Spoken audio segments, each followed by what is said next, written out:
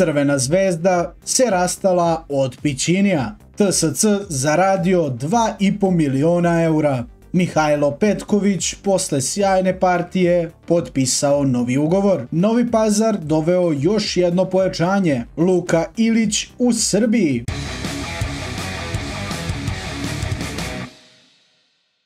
Sportski pozdrav, ja sam Stefan, a pred vama je novo izdanje Fudbalskih vesti dana. Kao i svakog dana što napomenut ću tako i danas da obavezno se pretplatite na to veliko crveno dugme koje se nalazi ispod mene i također napomenut ću to da obavezno ostavljate lajkove jer time mi dosta pomažete kako bi nas YouTube prepoznao kao viralnim i preporučivao nekim drugim ljudima koji još uvek ne znaju za nas. Da ja više ne bih dužio, mi brzo prelazimo na današnje teme, a već prva vest je bombastična.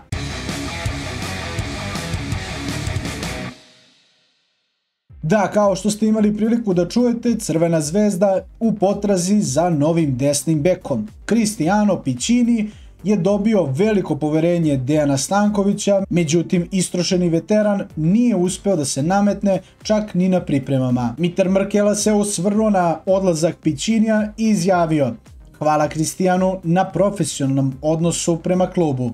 Reč je o veoma kvalitetnom igraču koga je zadesila teška povreda i još nije uspeo da se vrati na nivo na kom je bio. Odigrao je dobru polusezonu, našao se i na spisku italijanske reprezentacije u junu, ali tempo je u ovom trenutku prejak. Shvatili smo da ni pored dobro odrađenih priprema ne može da bude u top formi za kvalifikacije za Ligu šampiona.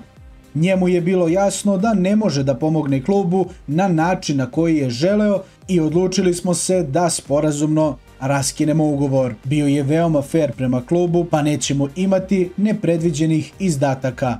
Picciniju želimo sve najbolje u nastavku karijere." Iskren da budem, veoma sam uzbuđen zbog ove odluke sa Marakane.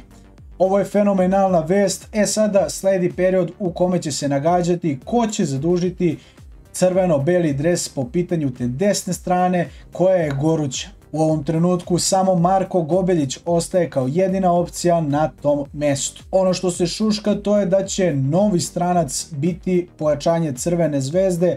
Iskren da budem, više ne znam gde će ih držati u prvoj postavi jer Crvena zvezda ima stvarno nekolicinu vrhunskih inostranih fudbalera, a shodno tome dovodimo se u pitanje koga bi to mogli iz crvenog belog tabora da dovedu, a da odmeni Piccinija. Doduše neće tu biti ne znam sad koliki kvalitet izgubljen odlaskom Kristijana, ali opet daleko je bilo bolje rešenje od Gobeljića ili eventualno Gajića. Postavlja se pitanje da li je možda trebalo da se produži saradnja sa Gajićem. Mislim da je došlo vreme da Crvena zvezda u 2022. godini dovede konačno beka koji zna da da dobar centar šut. To isto važi za Partizan i za Vojvodinu. Vojvodina od Nikole Antića nema adekvatnog levog beka koji zna da igra dobro po toj njegovoj poziciji.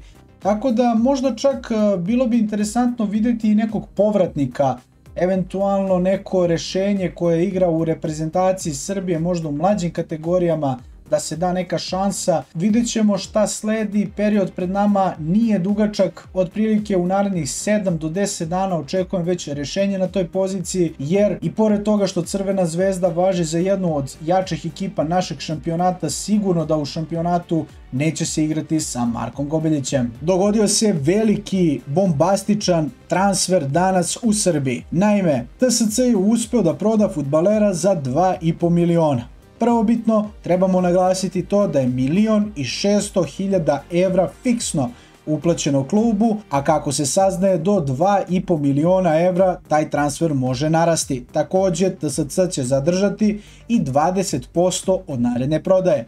Riječ je o fudbaleru Mihajlu Banjcu koji je pokazao već u prvom kolu da je definitivno fudbaler koji može da igra i u Zvezdi i u Partizanu, a i u daleko većim klubovima. Poznato je i ko je otkupio ugovor Mihajla Banjca, reč je o ruskom Krasnodaru koji, kao što znate, već nekoliko godina unazad bilo je nekoliko balkanskih fudbalera u njemu i generalno svi su se dobro pokazali i svi su igrali neke od ključnih uloga.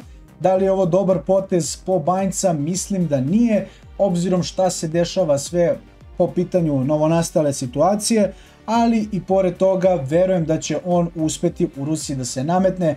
Eto, čuo sam na primjer juče da će ukrajinsko prvenstvo krenuti i da će se igrati normalno, u samom slučaju vanredne situacije, igrači, treneri, sudije, svi će otrčati u skloništa, međutim verujem da u Rusiji neće biti nekih sličnih dešavanja, pa shodno tome očekujem da će ovaj momak imati jako uspješnu sezonu. Crno-beli produžili ugovor sa mladim krilnim fudbalerom.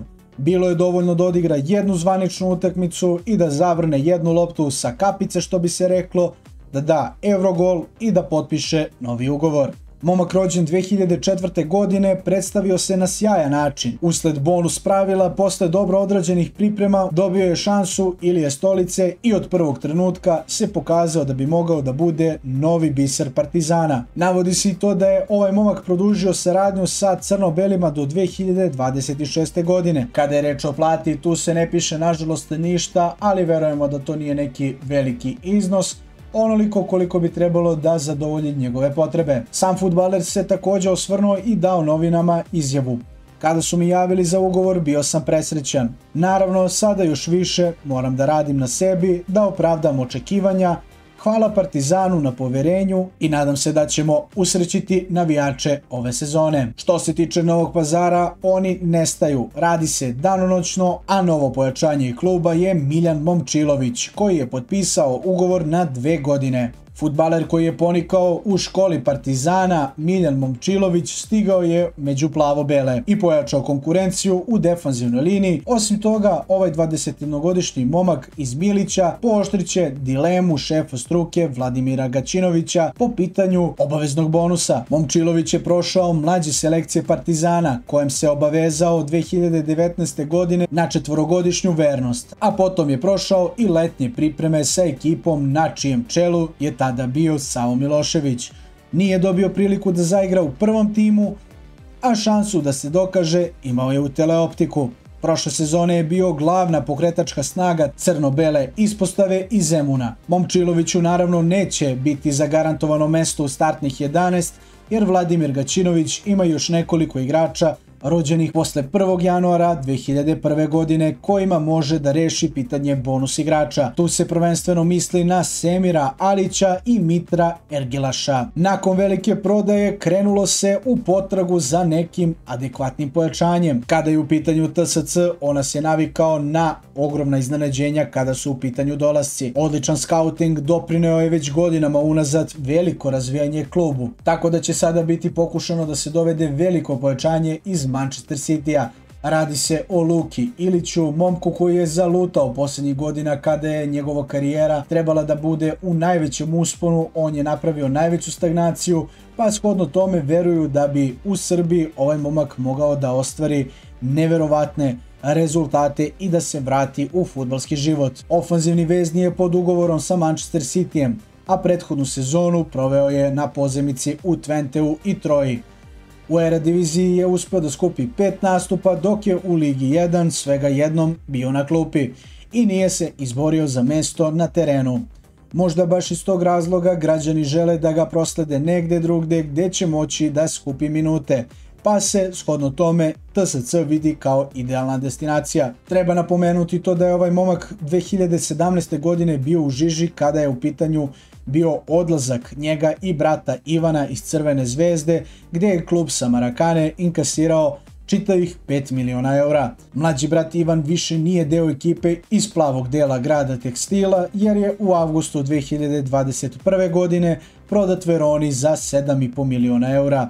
Luka je bio na pozemici u Crvenoj zvezdi odmah nakon otkupa kao i junac Bredi i pomenuti Twente i Troji. U timu iz Bačke Topole njegov dolazak vide kao idealnu opciju da se zameni Mihajlo Banjac. Po mom nekom skromnom mišljenju mislim da ovaj fudbaler ne može da parira Mihajlu Banjcu ni u kom segmentu, međutim opet veruju u TSC-u da će on biti adekvatna zamena, pa ću ja pružiti poverenje upravi TSC-a i vidjet ćemo nakon nekoliko kola već o kakvom fudbaleru je reč, da li će opet biti ista priča kao u Twenteu i Troji ili će momak stvarno eksplodirati ovoga puta i doneti veliku razliku u taboru TSC-a.